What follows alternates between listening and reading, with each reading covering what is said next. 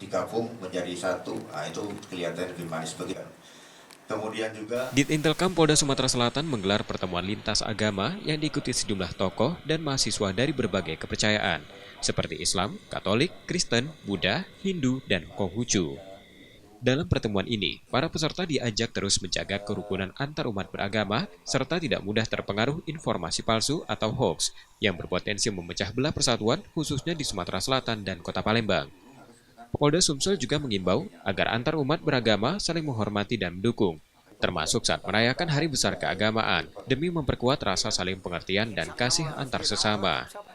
kita memupuk rasa kebersamaan dan rasa persatuan antar aliansi pemuda beragama gitu ya. Nah, jadi kita berupaya untuk tidak adanya konflik-konflik sosial dari pemeluk agama yang ada yang diakui oleh pemerintah itu, sehingga semuanya bisa saling membantu.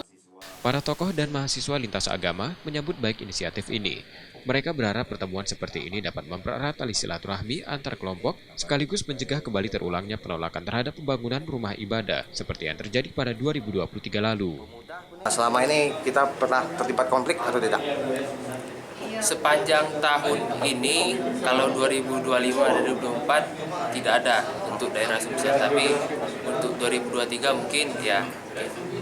Kalau rekan-rekan ingat bahwa ada salah satu peresmian gereja katedral pada saat waktu itu dapat ancaman, ya kita anggap itu sebagai oknum lah, sebagai pembelajaran, tapi pada intinya itu kan sudah yang lalu ya.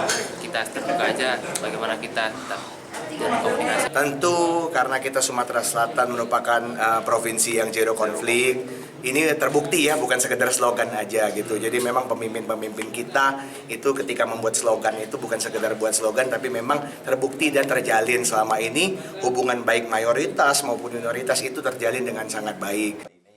Pertemuan lintas agama ini direncanakan akan digelar rutin setiap tahun sebagai langkah preventif untuk menjaga keharmonisan antar umat beragama. Yudi Kiswanto, Kompas TV, Palembang, Sumatera Selatan.